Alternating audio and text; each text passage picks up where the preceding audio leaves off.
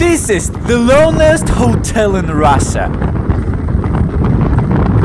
Tonight I'm spending the night in one of Russia's loneliest hotels, where if you don't know how to light a wood-burning stove, you'll freeze to death by morning. But even if you do know how, it's easy to make mistakes, and if you make mistakes, you pay for it. There's absolutely nothing around you. No people, no communication. You get there first by snowmobile, then on foot, barely able to see where you're even going. Temperatures drop to -22, 31 degrees at night, and stray wild animals are pretty common here. And if you suddenly need help, I can barely feel my right foot. You'll have to cop on your own, because here you're alone.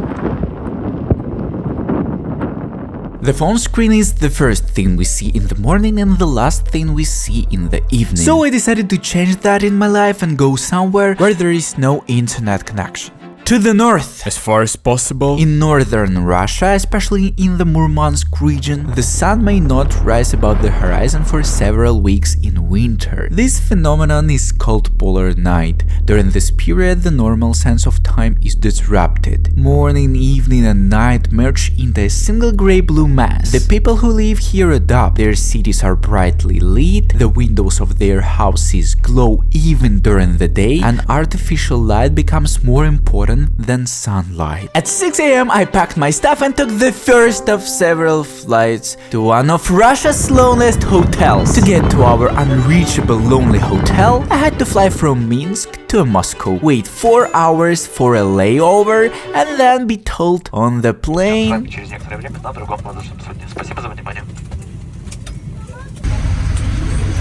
Then I had to fly from Moscow to Murmansk, and only from Murmansk take a train to go 75 miles to Kantalaksha, where I got questioned by the FSB.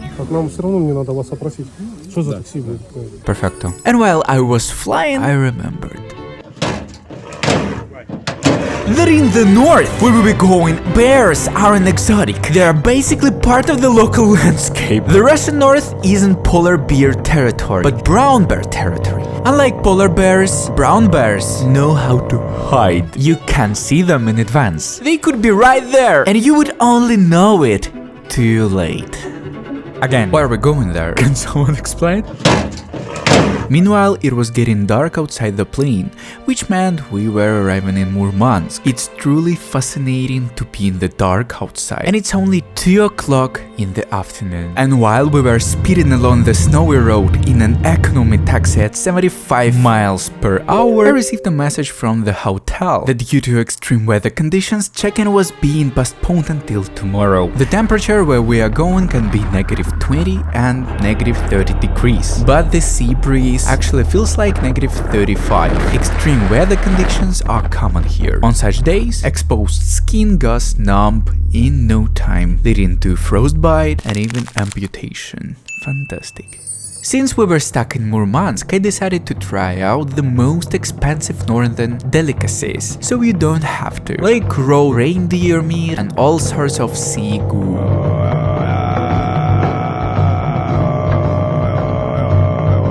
Looking forward to trying out the food, I checked into a hotel and dropped off our bags. Not an ordinary hotel, but a Murmansk hotel, a northern one. Well, it's comfy, actually. Oh, wow, there's even a TV. What could be better? Before the temperature dropped to -40 degrees, we ran to try some delicacies.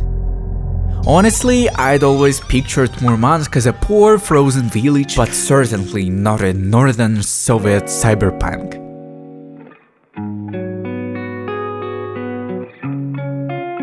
We wandered into a random local restaurant and were ushered to a table with tambourines. There was no turning back at this point, so I paid 5,500 rubles for a tasting. Pizza with wild boar. This is delicious, a primal pleasure. Squid.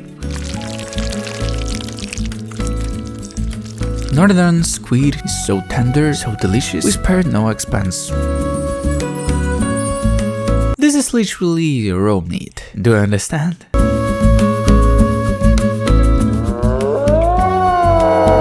It tastes good, but it's weird. It's literally raw meat.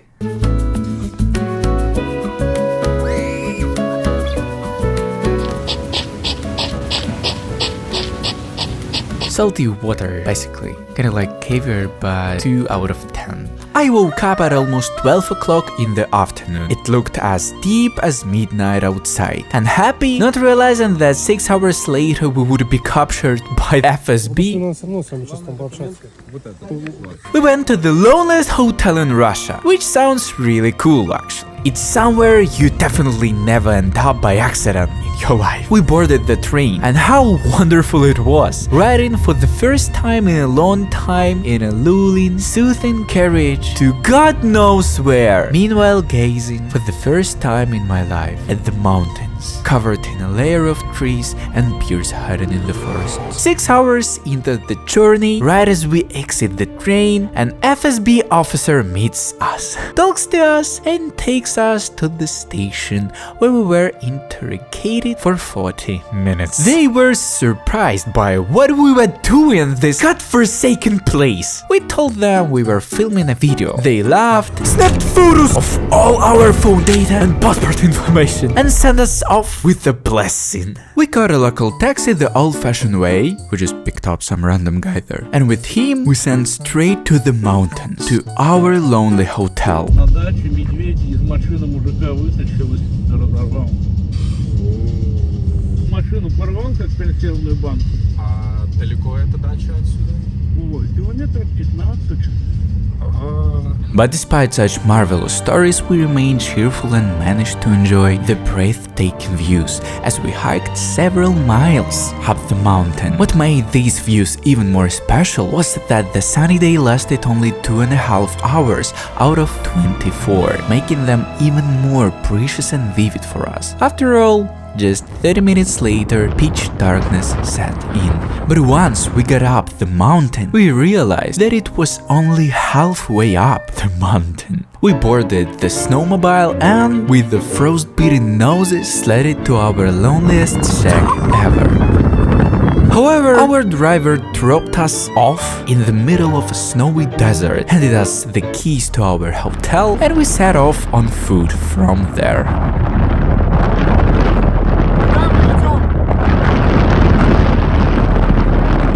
If a hungry bear had jumped out at us at this moment, running would have been pointless. In the distance, we began to notice a red glowing spot. Did you see that? I can barely feel my right foot.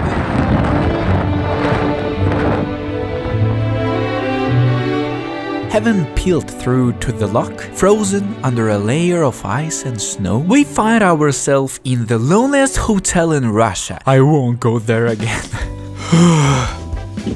We're home. Honestly, I'm scared. So, we are in the hallway of this marvelous hotel. Right away, we are greeted by a cheerful sign. Keep out, danger. Oh! There is a lot of good stuff, for example, towels and board games, some slippers. And here, to make shish kebab. Have you seen this?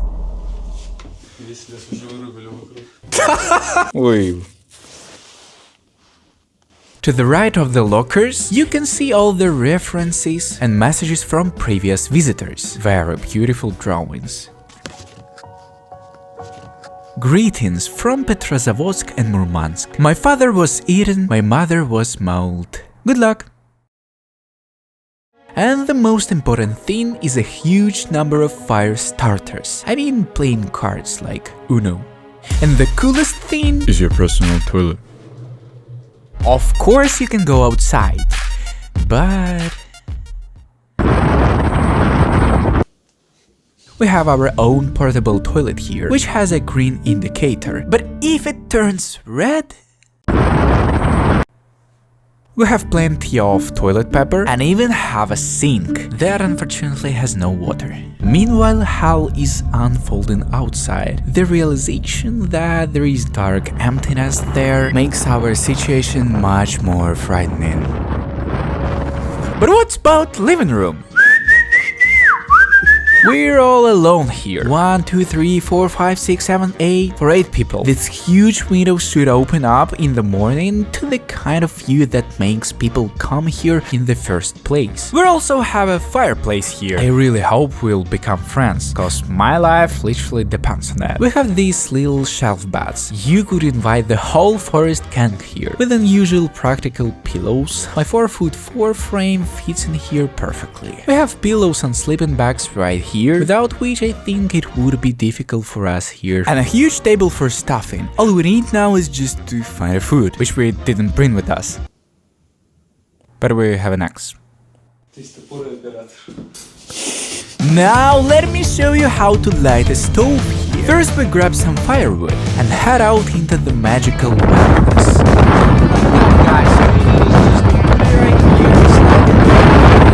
Something like that, guys. We grab the sticks and running back to the house. Hey, where's all the firewood? Imagine walking up like this with a view of the valley and the mountains. Well, for now the view is just of a darkness.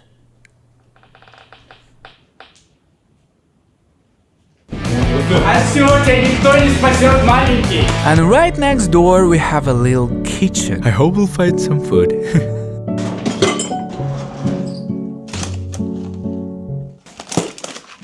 There is a gas cylinder here that we need to learn how to use, otherwise we simply won't have access to gas. It's funny, but if we didn't know how to use this, either the stove or the gas cylinder, we'd simply die. So, here's the question. What if I order food delivery here? Will it even arrive? Is this really the loneliest hotel in Russia? To my unexpected surprise, the delivery button has just disappeared from the app. How is it even possible? But if they can't get pizza here, then how did an entire hotel house end up in the remote place? Well, here's how. The whole house, as I understand it, was delivered entirely by a helicopter. Yeah, it's literally a hotel that descended from the sky. Since we won't be getting any wild boar pizza delivery here, we cooked some porridge and had dinner.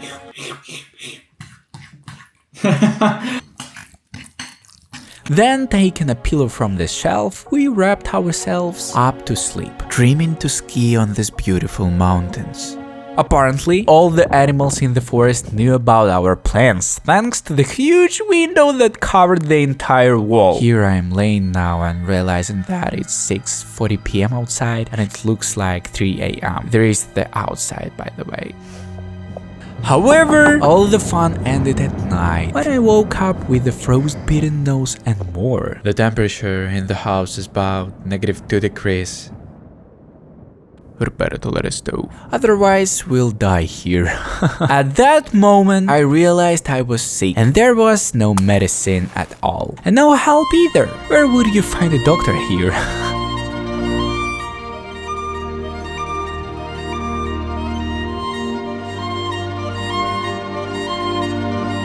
But after darkness comes light. By the way, it was already clear I was very ill. But I didn't think so much of it at the time and ran during those precious 2 hours in a day to catch the most beautiful sunrise of my life.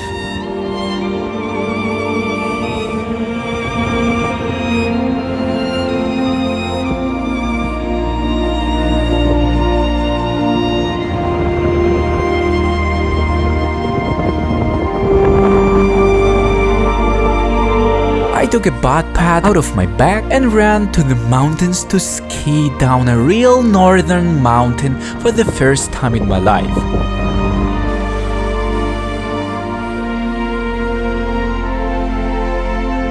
Yes, in the snow! And then I headed back home because I realized my back was starting to give out. A day after returning, I couldn't get out of my bed. My temperature was almost 40 degrees and I had a terrible cough. And it's been like this for almost 3 weeks straight. And yet, it's precisely thanks to memories like these that I feel alive and living this life. Even though I got sick as a dog afterwards. You can't sleep because of a terrible runny nose and you're constantly shaken with chills.